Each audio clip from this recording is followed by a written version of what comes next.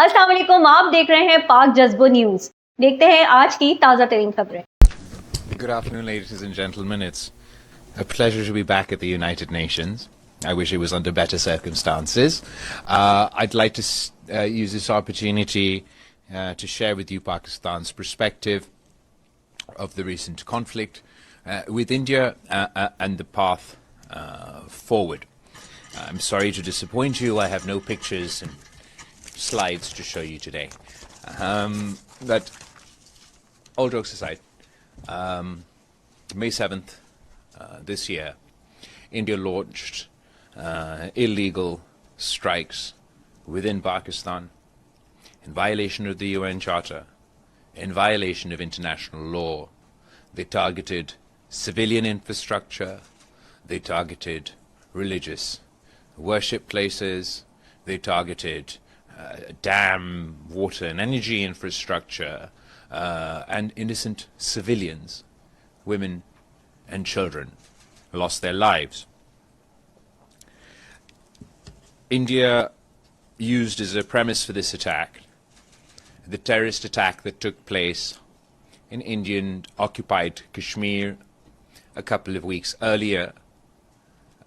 We express our sympathy with the victims of terrorism, and Pakistan has consistently and unequivocally condemned terrorism in all its forms and manifestations. Immediately following this terrorist attack, the Prime Minister of Pakistan, Mr. Shehbaz Sharif, offered publicly to India and the international community that Pakistan was ready to be part of any impartial international investigation into this terrorist attack. We did so because we were confident, our hands are clean, and we had nothing to do with this terrorist attack. The Indian government refused Pakistan's offer and chose instead to conduct their illegal strikes. Pakistan only ever acted in self-defense. We never initiated any violence against India. On the first night, when their planes attacked our country, Pakistan's military responded with precision. They only targeted and downed 6 planes because we believed those 6 planes were the ones who released their load on Pakistan. Following that, the Indian government, in the next 2 days, launched missile strikes into Pakistani territory, and as a response to that, Pakistan responded in kind. Due to the intervention of the international community, and I'd like here particularly to mention the role of the US President Donald Trump and his team led by Secretary of State Rubio, we did manage to achieve a ceasefire between India and Pakistan. This is a welcome first step, but it is only a first step. I must emphasize that the global community today is less safe post this ceasefire, post this conflict in India, than we were before. And that's simply because the threshold for a full-blown military conflict between 2 nuclear-armed states has come down, has not gone up. We've seen during the course of this conflict how quickly the escalation ladder between our two countries rose, and the concern is that the next time there is such an incident, there may not be time for the international community to intervene before things get a lot worse. That is why it is absolutely important for Pakistan, but for the international community by and large, to continue to pursue dialogue and diplomacy as the only viable path to peace. Pakistan's position today is that we would like to have a comprehensive dialogue with India that of course discusses the issue of terrorism. Pakistan is a victim of terrorism. The single largest number of terrorist attacks that takes place in any one country is Pakistan. The single largest number of victims of terrorism is Pakistan. I myself have suffered at the hands of terrorists. My mother, Shaheed Mohtarma Benazir Bhutto, who was assassinated by terrorists. The military leadership in Pakistan, the political leadership in Pakistan, Pakistan as a country, is not the caricature that India would like to paint of us. The political leadership have fought against these beasts, these terrorists on the front line, and we've paid a heavy cost in that battle. Our military leadership has fought these beasts on the battlefield.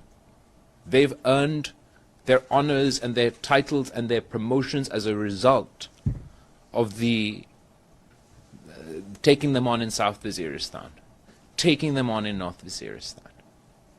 Last time I was here before you, I was the foreign minister of Pakistan. Pakistan managed to go through the FATF process. And we had the FATF as an organization endorse that Pakistan has taken the appropriate measures for CT, for combating terror financing.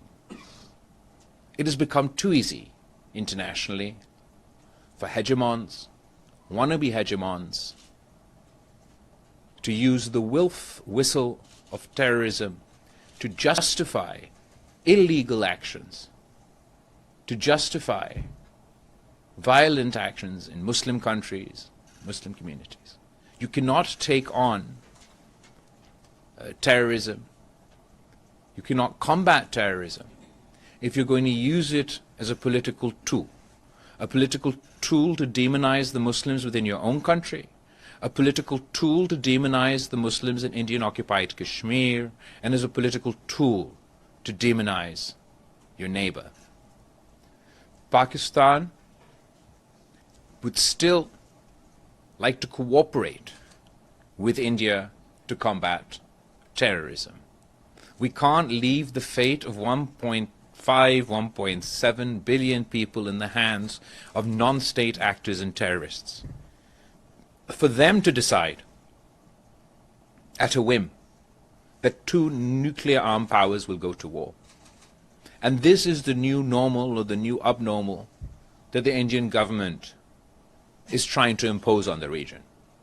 That if there's a terrorist attack anywhere in India, anywhere in Indian-occupied Kashmir, it means war with Pakistan.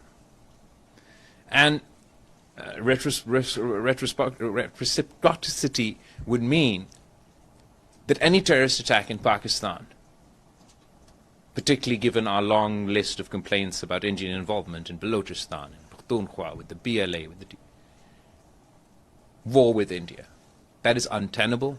You can't have no dispute resolution mechanisms between two nuclear armed countries. In addition to a dialogue on terrorism, where hopefully we're able to agree to some sort of mechanism, where if India has any complaints or Pakistan has any complaints, we should be able to bring those complaints to a mutually agreed forum, where we work together to identify the terrorists, to track the terrorists, and deliver justice to the victims of terrorism, to ensure that we cooperate to address this issue, rather than as a knee-jerk reaction go to war. In addition to this, obviously, there's a root cause. And in this case, the root cause of terrorism in Indian-occupied Kashmir is the unresolved agenda of Kashmir before the United Nations Security Council. There are promises that we made as an international community to the people of Kashmir, that India made to the people of Kashmir, and those promises are still not kept. If we're going to continue to ignore this issue and allow that wound to fester, there will forever be a bone of contention between India and Pakistan.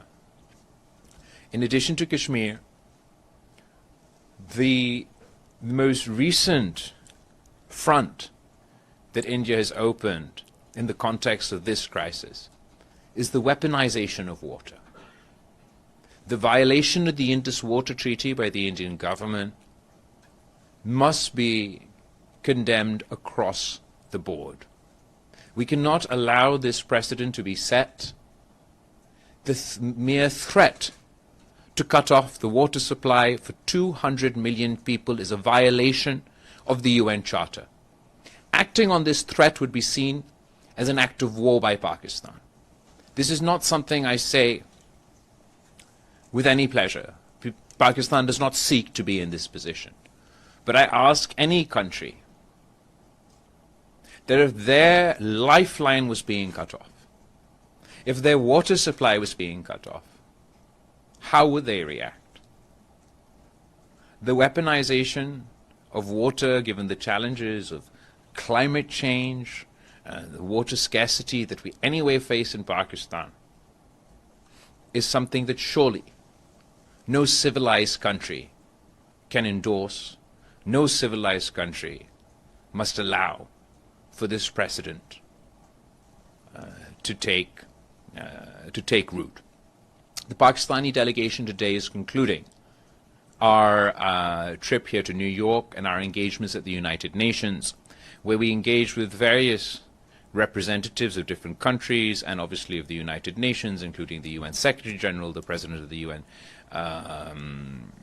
the Security Council, E10 Group, and others, where Pakistan has appealed to the international community to assist us in our pursuit for peace.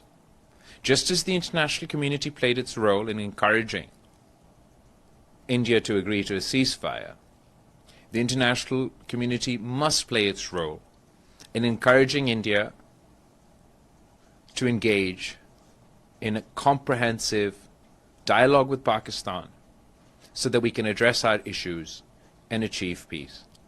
In conclusion, and before I take your questions, I'd like to know that India likes to as a net security provider. The United States subsidizes the Indian economy, the Indian military, on the basis that it's to be a net security provider. India's actions have shown, as a result of this conflict, that they are a source of insecurity, not a source of security for the region. The true net security provider for our region and beyond will be peace between India and Pakistan. The President of the United States has a unique opportunity to deliver on his commitment to peace within the context of India and Pakistan. The United States enjoys good relations with Pakistan and enjoys good relations with India. From tomorrow, we will be starting our engagements in DC, where we'll be engaging with representatives of the United States government, of the United States Parliament, and we will be seeking to encourage the United States and other international players to play their role to facilitate this process. I thank you and I look forward to taking your questions. After this statement, the floor is open. Yes. Thank you, Minister. Nice to see you again on behalf of the United Nations Correspondent Association. Thanks for the press conference. I have two questions. My name is Betül Yürük with CNBC Turkey. First, a global question maybe. Do you believe current tariff policies under the Trump administration are harming developing nations like Pakistan? And my second question will be more of a bilateral question. Turkey and Pakistan have long enjoyed very close political ties, and recently with drone sales on the rise, can defense trade reshape economic ties between the two countries, between Pakistan and Turkey? Thank you. Thank you so much. As far as the tariff policies are concerned, I think everybody has their own experience. I believe that every crisis has an opportunity, and while the tariff policies surely pose challenges, they also pose great opportunities, particularly in the context of India and Pakistan, of US and Pakistan. What it means is we're able to have a more comprehensive dialogue about overall trade between Pakistan and the United States. Trade between Pakistan and the United States the euro is sort of the largest market for Pakistan, but we still haven't managed to unlock the true potential of this relationship. So while there are challenges in this whole in the context of tariffs, we believe that there is a opportunity in this crisis. We will be availing this opportunity, hopefully, for economic benefit not only for Pakistan but also for the United States. There's a trade delegation coming soon to DC to engage with the Trump administration on economics, on trade in general. As far as Turkey and Pakistan, we have a long history. Our relationship has stood the test of time. The people of Pakistan deeply appreciate the role that the government of Turkey, but also the people of your country, played in this during this conflict. As far as defense sales or our economic cooperation, I'm sure that will also grow from strength to strength. Turkey has always played a responsible role on the global stage, and I do hope that even in this context they're able to advocate for dialogue and diplomacy in the pursuit of peace. Dr. Siam. Thank you so much, Abdul Hamid Sayam. Nice to see you again. I'm from Arabic Daily, Al-Quds Al-Arabi.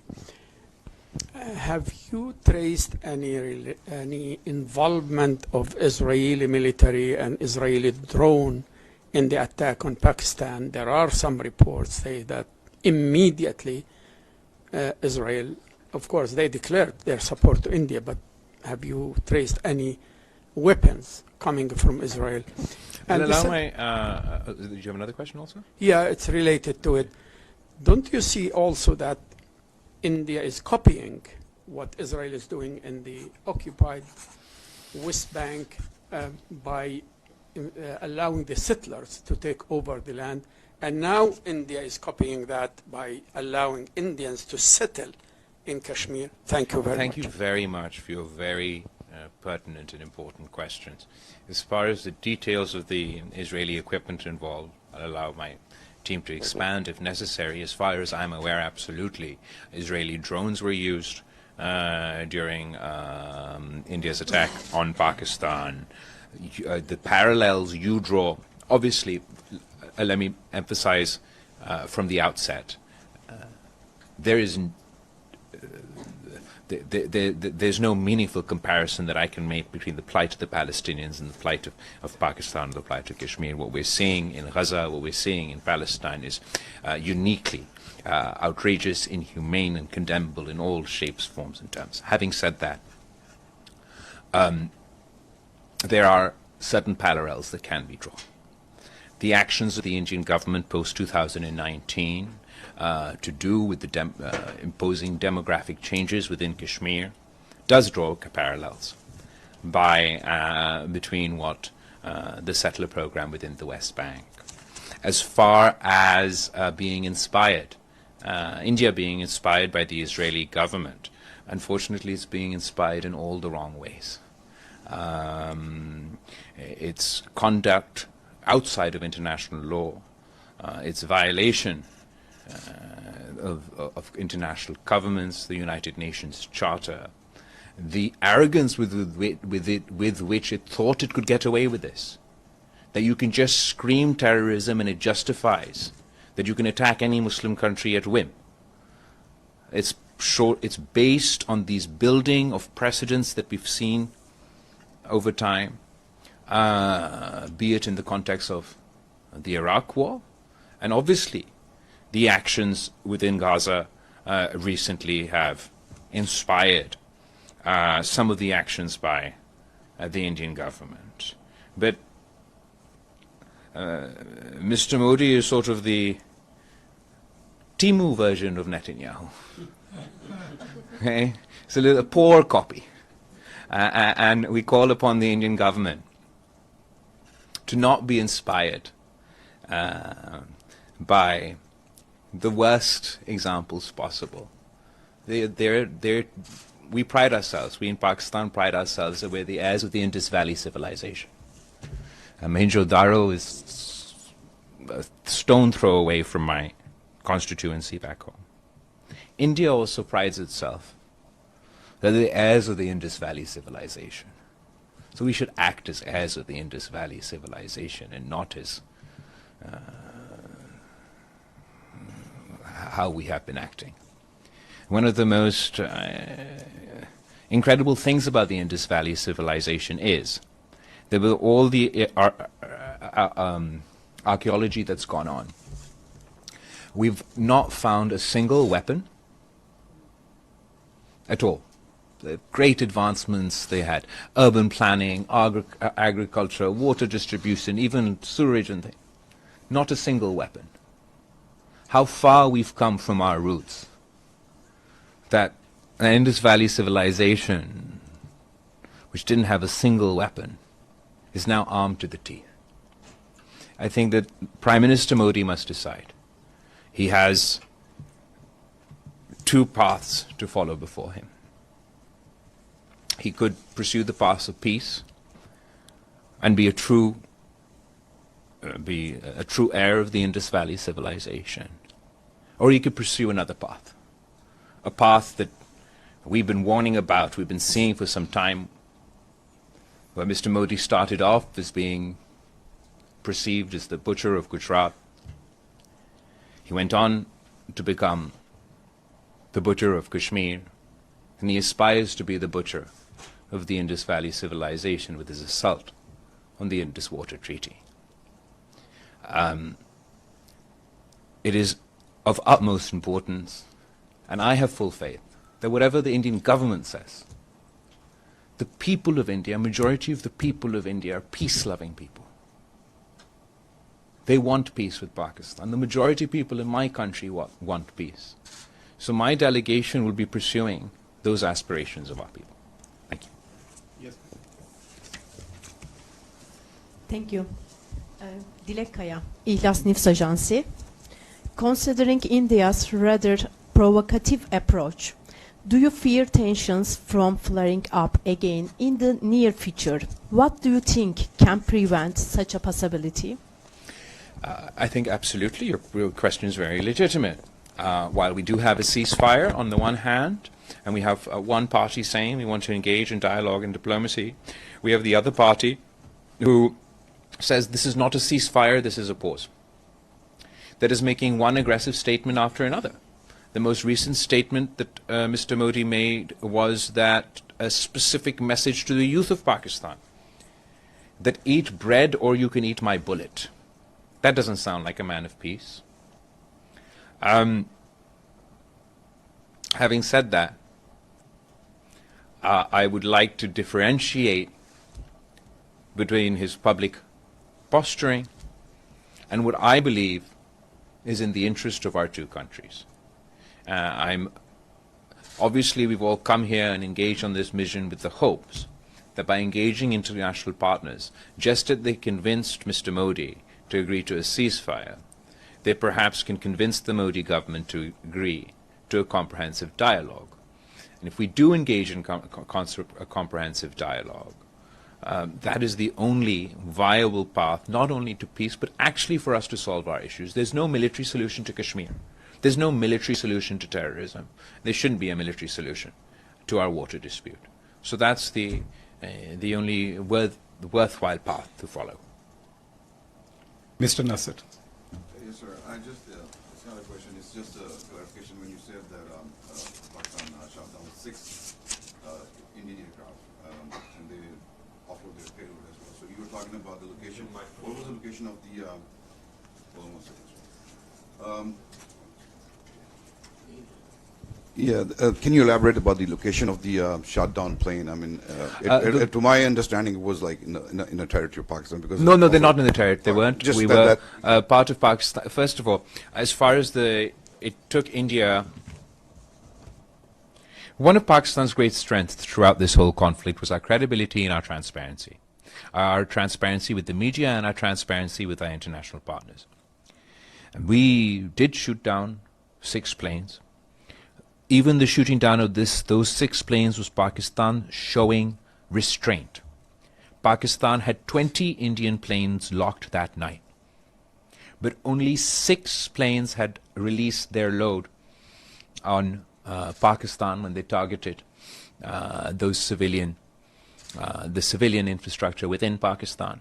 And the Pakistani military demonstrated immense restraint when they only targeted those 6 planes. But I think it's very telling that it took India a whole month to admit that it lost those 6 planes. And I think that it goes to show that when one country is telling the truth to its people, the truth to the international community, and the truth to the media, and another country is hiding the truth from its own people, from the international community, and from the media, then it should be obvious to all that who's on the right side of history and who's on the wrong side of history. Ephraim followed by Mia. Thank you so much. Good to see you, sir. Ephraim Kusaifi from Arab News Daily. In 2019, when India moved to change the status of Kashmir and annex it, you have launched a campaign also against that move. But the sense back then and until now was that the response has been, this issue has been fading more and more from world attention. What makes you think this time that your efforts, that the world is going to listen, actually, that you will convince the world to engage? I think you're absolutely right to point to 2019. And I think something that's significant about that is everything that Pakistan has been warning about India has been proven true. We were saying that they're not interested in international law. We were saying they're increasingly becoming a rogue state. And they've demonstrated by their actions in 2025 that that's exactly what they are. The difference between 2019 and 2025 is we went to war.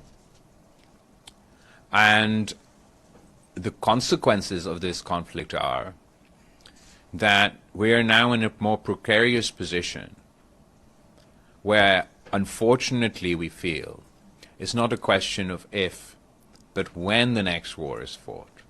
We may be in a worse position than we were today.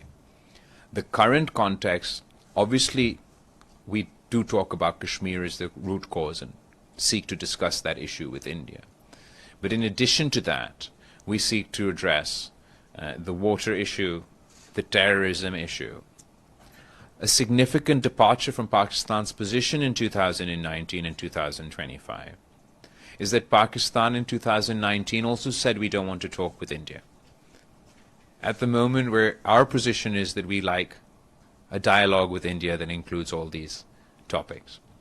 So I think that's a significant difference between what happened in 2019 and in 2025. As far as the interest, the international community's failure to act, the effectiveness of the campaigns post-2019, that all stands. But having said that, given the threat that India's actions poses not only to India and Pakistan, but nuclear war isn't confined to just India and Pakistan, the consequences of that will be felt by the world. So it is incumbent on all of us to play our role to ensure that both India and Pakistan act as responsible neighbors and address their issues through dialogue and diplomacy. Mia Azim followed by Mr. Ahmed. This is Azim Mia from Geo and Young in the News. And now you were busy with the multilateral diplomacy here at the United Nations. From tomorrow, you will be entering to the bilateral diplomacy in Washington. So give us a sum up what you have achieved here and what are your targets in the bilateral, bilateral relationship, Pak-American relationship, and Shashi Tharoor with Indian delegation is also there. Is there any chance of coming across, any chance of dialogue, or any chance of confrontation? John, as far as our the multilateral component is concerned, I think that our trip to New York has been and to the UN has been very successful. We've engaged with the OIC, we've engaged with the E10, we've engaged, as I said, the UN Secretary General, the President of the Security Council, various permanent representatives of member states, and everybody has been very, very receptive to Pakistan's position on the Indus Water Treaty, to Pakistan's commitment to dialogue and diplomacy in pursuit of peace. Everybody has been very appreciative for Pakistan's transparency, particularly with our offer, or our Prime Minister's offer, for an investigation into this attack during the conflict. So in that context, I think it's been a very fruitful and beneficial use of our time here in New York. As we go on to DC and to other countries, we have our own brief, and our India counterparts will have their own brief. Ours is a mission of peace, a mission of advocacy for dialogue and diplomacy. I'm not quite sure what the other side is doing. They go around and they show a picture of a man with a beard leading funeral prayers. And this delegation goes around violently sort of shoves this picture in everybody's face. And they say, look, this guy is a terrorist. And the fact of the matter is, this man is not a terrorist. Pakistan happens to have a name similar to one of the sanctioned people, but he's not. So during the conflict, India relied on disinformation. Post-conflict, India is still relying on disinformation.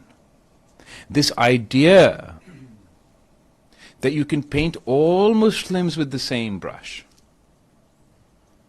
that you can just use the word terrorism, and your own country will be convinced, the international community will be convinced. Maybe that worked in 2001, in 2003, but it doesn't work so well in our context in 2025.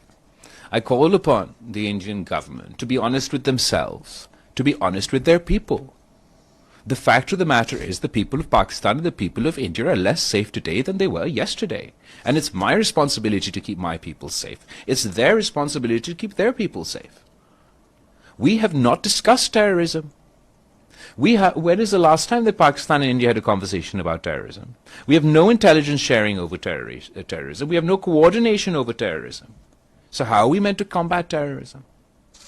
It's almost a self-defeating purpose. That you continue to insist you're so passionate about terrorism, but then refuse to work with countries to combat that very menace. Similarly, how is it within the interest of India, within their security interests, within their economic interests, to allow this precedent to be part of their official state policy? Forget about the fact, no, don't forget about the fact, but let's keep to one side that it's a violation of international law, a violation of UN Security Council resolutions. What's the logic? That without any proof, without any evidence, anywhere, if there's a bomb attack in India by anyone, it means you'll send your planes into the air, then you'll shoot missiles over, nuclear-capable missiles over into your neighboring country. Does that bode well for investment in India? Does that mean that their people's lives are more secure? Does it deter terrorists, or does it encourage terrorism? Terrorists want to create confusion. They want to spread fear. The fact that their actions can result in a much broader conflict between two nuclear powers don't serve our interests, don't serve India's interests, but it certainly serves their interests. So there's need for deep introspection within India's society, between the Indian government. Their strategy has not been working. They must recognize that not all Pakistanis are terrorists, no matter what their government says to them. And they'll find it far more efficient, far more effective to work with the government of Pakistan, work with the relative institutions with Pakistan, to combat the joint threat of terrorism. Mr. Ahmed, followed by Thank you very much, Ahmed Fathi, ATN News. Which news, sorry? Ahmed Fathi, ATN News. ATN News, thank you. Let me start with a statement you made today, saying that the recent terrorist attack in Kashmir is being used as a political tool to demonize Muslims in India.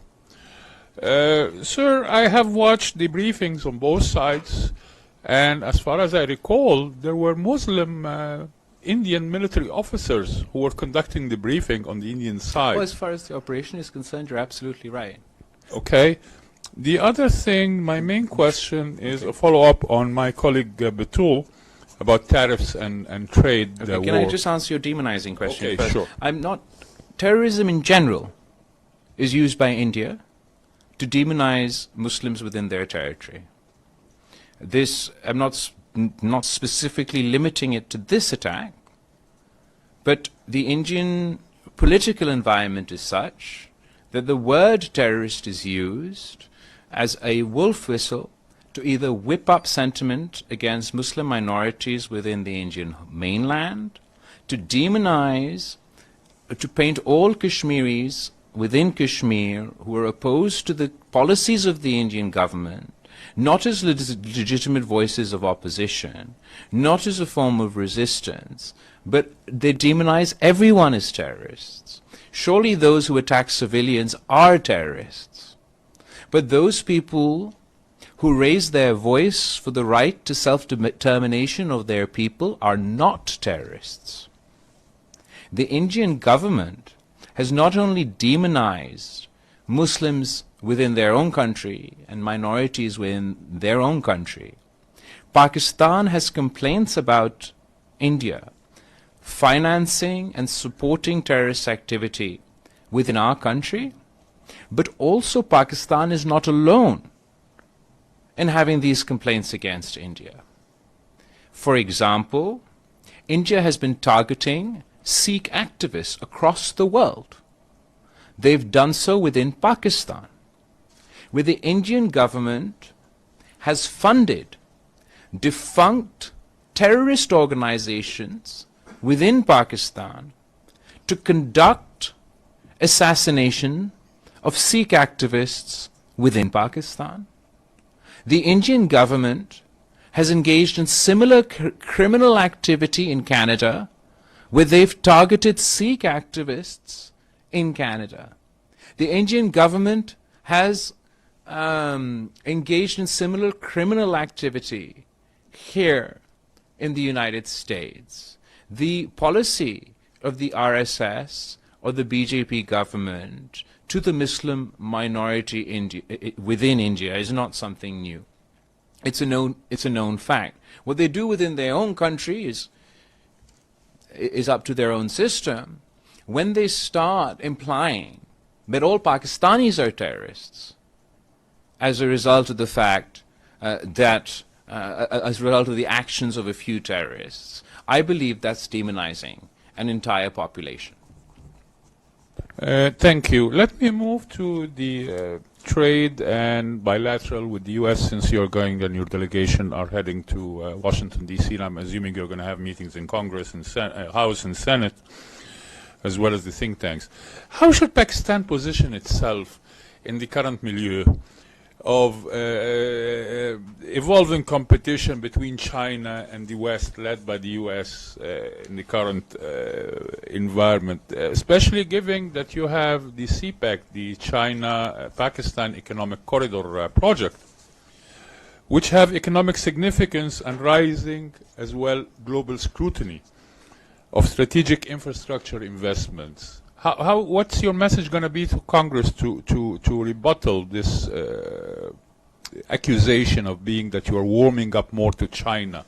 We have economic relationships with both the United States and China. I kind of find it absurd for anyone to argue that one is not to have economic relations with any one country. For example, the United States has heavy competition with China, right? But they do a lot of trade with China. So Pakistan... With tariffs. Well, there's a tariff back and forth so far, but they do a lot of trade with each other, do they not? And surely it serves the interests of both countries that Pakistan, while obviously it'll continue to do trade with its neighbor, that it also continues to do trade with the United States. What I do appreciate about the U.S. government at the moment is that they are talking about a more comprehensive dialogue with Pakistan about the scope of our trade. We're confident in our relationship with our neighbors, and we're optimistic about the trajectory of our relationship with the United States. That is going to be the last question because the delegation has a meeting lined up with the PGA. Thank you. Iftikhar Ali from Associated Press of Pakistan. Sir, part of my question has been asked by my colleague, but I would like you to elaborate. After your meetings with permanent and non-permanent members, individually and collectively, do you, and your emphasis on them to realize their duty towards people of Kashmir, do you think you have been able to move them to take some action to, that any initiative will grow from this interaction between you and the Security Council? Specific to Kashmir, I mean broader, as far as our Pakistan's call for dialogue and diplomacy in pursuit of peace, and encompassing many topics, including terrorism, including Kashmir, including water, I found receptiveness to that. But I wouldn't, as far as the hurdles we face within the UN and in general as far as the Kashmir cause is concerned, that still exists. Another topic that we have been emphasizing is obviously the issue of terrorism. As you're well aware, we've come here to the United Nations with dossier after dossier about Indian involvement in supporting terrorist proxies in Pakistan. The Indian government in the Sharm el-Sheikh communique are on record that they supported terrorism, terrorist groups in Balochistan. Their officer, Kulbhushan Yadav, is in our custody since 2017, who's also admitted to supporting these groups. And it is important for Pakistan that India ceases such activity. We feel we've demonstrated through the FATF process that Pakistan has taken necessary actions against all groups within our territory. We continue to face challenges up until this day, but we're combating terrorism on all fronts.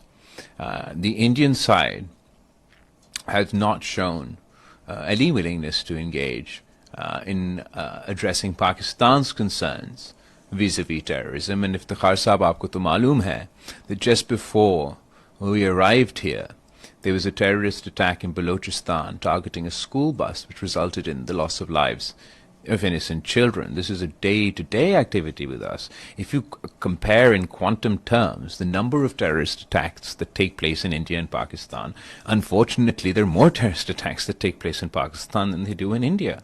If you compare the number of victims to terrorism both in Pakistan and in India, there are more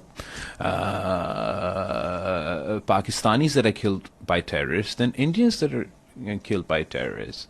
But ultimately the fact of the matter is, above and beyond this accusation and counter-accusation and this finger-pointing, which actually will be more effective, would be if Pakistan and India were to work together to combat terrorism. I am completely confident that if ISI and RAW sat down and worked together to fight these forces, we would see a significant decrease in terrorism both within India and Pakistan. At the moment, Pakistan is willing to put all cards on the table. We're saying, let's talk about terrorism. Let's talk about Kashmir. Let's talk about water. Let's make peace. We're not shying away from any investigation, in fact, despite having no legal obligation under international law. We presented ourselves for international accountability because of the confidence we had that our hands were clean. There's only one country that is running away from dialogue, running away from an investigation, refusing to accept international law, refusing to accept the UN Charter. So either we decide that the UN Charter doesn't apply, international law doesn't apply, and therefore it no longer applies to Pakistan and it no longer applies to India, and we'll do as we might. Or those of us who do believe in international law will continue to insist that no, we will abide by this international law, but all parties must also abide by this international law, whether it comes to the issue of Kashmir, whether it comes to the issue of terrorism, and most recently and importantly, whether it comes to the issue of the Indus Water Treaty. Thank you, everybody, for all your questions, and I hope I... Thank you so much. Jaldi. I'm from Suno News, Pakistan. My question is, Pakistan is apparently a victim in terrorism. So TTP is very active in that region, and apparently India is supporting TTP. Is there, we raise the voice and the world can listen our voice to support us in this terrorism against these terrorist groups, especially in TTP? Both groups, the TTP, the PLA, and other such terrorist groups, Pakistan has their complaints about the cross-border support from various neighbors. We've presented this proof before this forum and other forums. We haven't shied away from combating these forces within our country, but ultimately it is important for us to work with our neighbors to ensure that we cut off this support, that terrorism is not used as a tool of Indian foreign policy. It's something that everybody has to understand, that if they think that they can fund some terrorist group today to kill some Sikh activists, tomorrow those very groups will form a problem for them. It's not possible that a non-state actor somewhere is a terrorist and the very same group is your ally in another context. The international community as a whole has to agree that this ambiguous policy as far as non-state actors are concerned, and the inconsistency as far as our policies vis-a-vis terrorism is concerned, needs to be addressed. Pakistan has been a very responsible partner in the fight against terrorism. We've suffered in the fight against terrorism. We've learned and grown as a result of our combat experience with these terrorists. We've learned our lessons. It's now time for the world to learn theirs. Thank you.